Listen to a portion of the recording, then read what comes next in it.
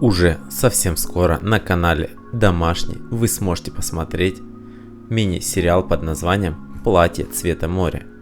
Александра Николаевна, скромная учительница из провинциального городка, 5 лет назад рассталась с мужем и с тех пор даже не пыталась построить личное счастье.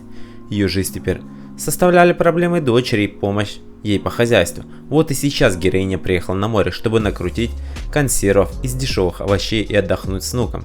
Но однажды в курортном ларьке она купила платье цвета моря, и жизнь ее странным образом переменилась. Александра Николаевна вдруг снова почувствовала себя интересной и желанной.